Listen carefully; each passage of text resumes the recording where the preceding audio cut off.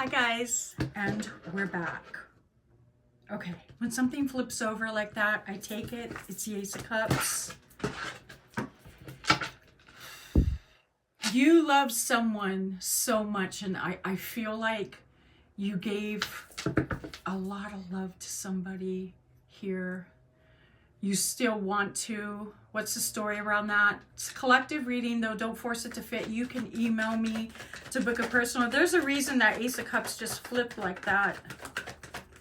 What are you trying? I feel like the writing was on the wall. These cards keep falling. Queen of Wands. So writing was on the wall with this person. And it feels like it was someone that didn't deserve you. So this person didn't deserve you, probably from day one, I'm getting.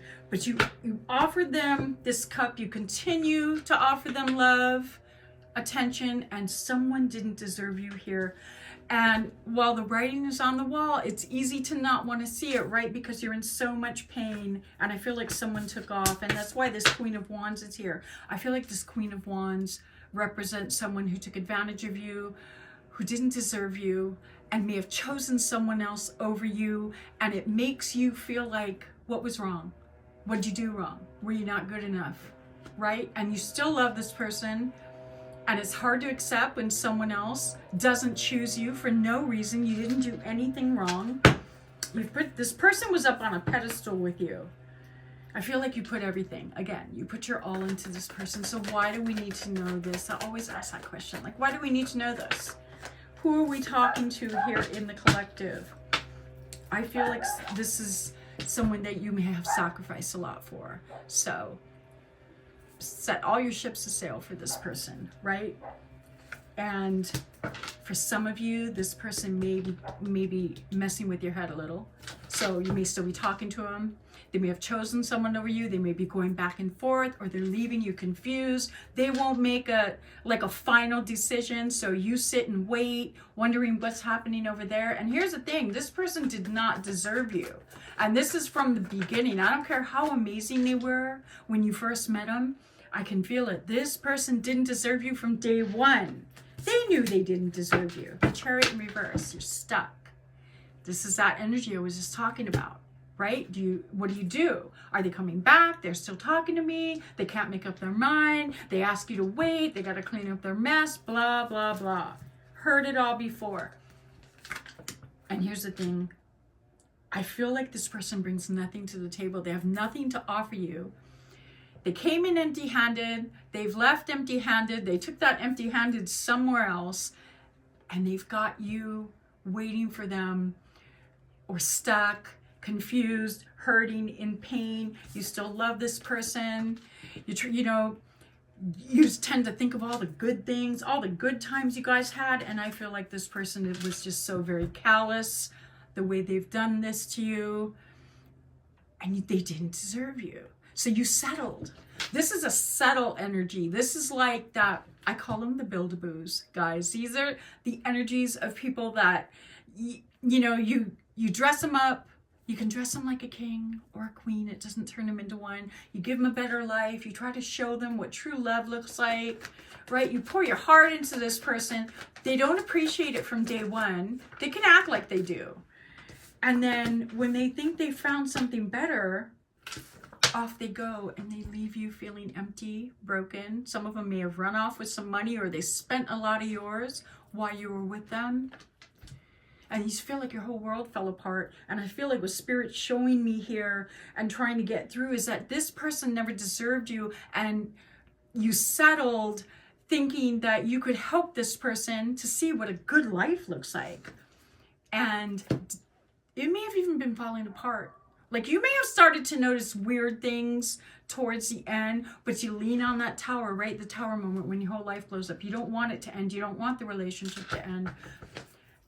And this is a know your worth message. Like, you have to know your worth. You have to understand this person never deserved you. They were never at your level emotionally, financially, for some of you, spiritually, never at your level. And High Priestess, there is a version of you that is so far above this person energetically in all areas, okay? your ambition, all of it, just what you want in life. And this person could have never matched that. As much as you tried to pull them along, they could have never matched that. And this is their loss, and it's their deficit that causes, and they never deserved you. And honestly, for many of you, I feel like they went off and found easier. Not better, not better, not more, right? Easier, less work. They don't have to work so hard. This is someone who wants to be in control, but they don't want to do shit for anything.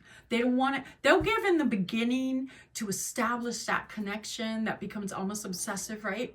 But this is someone who wants to be in control. They want to sit back, hand me the remote, even though it's sitting right in front of them. Serve meals, right? You do their laundry. You wash their dirty underwear. You take them to places they've never been. You fill them with love that they probably never experienced, and it still wasn't enough. And it was just taken advantage of and taken for granted, because this is someone who wants to be in control. And I honestly, this just confirms he went and found someone easier. Again, not better. Definitely not better. This is someone who likes to have their options open. See, I feel like if you're going through this person didn't deserve you, and they knew it. They knew it from the beginning. They knew, and this is why they keep their options open, because they know eventually they can't keep up. They can't keep up with the intensity of the love, the genuine emotions that you give. They can't keep up. They can't compete. And so they have got to, at some point, just walk away, and it doesn't make any sense, right? Because everything was fine. What happened? All of a sudden, we just fell apart, and you didn't change. That person did. That's what I'm getting here. And I feel like Spirit's saying that because that wasn't your person. And that's hard to hear when you love someone so much. But for many of you, I feel like you love the person you met in the beginning, not the person they turned out to be. But how do you just shut that off? That's hard. Especially when you're in pain. I dropped the card. I'm going to pick it up the way it fell. Death. Doesn't mean anyone's going to die, guys. But look at this couple burning up. It means the end of a cycle. Sometimes when you try to stop the tower moment from happening, so when you try to hang on to a relationship you shouldn't be in, when you're trying to hang on to someone who can't love you the way you deserve, Spirit will come in and they'll cause the tower moment whether you want it or not, because the cycle that you're in needs to end with someone like this, especially if this person won't completely 100% let go, right? They'll call, they'll text. It's like they keep you confused. You're not sure if you're supposed to wait. Are you coming back? They won't give you a definite answer either way, but they're still off with someone else, doing their own thing out there, running the streets. And what I feel like Spirit's saying is that this needed to end, the cycle you were in, which is loving someone who doesn't love you back, not knowing your worth, knowing in your heart that you don't have to settle. You don't have to put yourself at the back of the class for another human being. And if you love someone and they don't love you back, they're a waste of your time. It's someone who can do something like this to you, who always has to have their options open, never satisfied, always thinks the grass is greener elsewhere, and all of their problems are someone else's fault, doesn't have the capability to love you. And if this reading is resonating for you, I feel like Spirit wants you to know that don't be afraid of being alone. It's okay to be alone. You don't need a relationship to be happy, and you definitely don't need a relationship like this.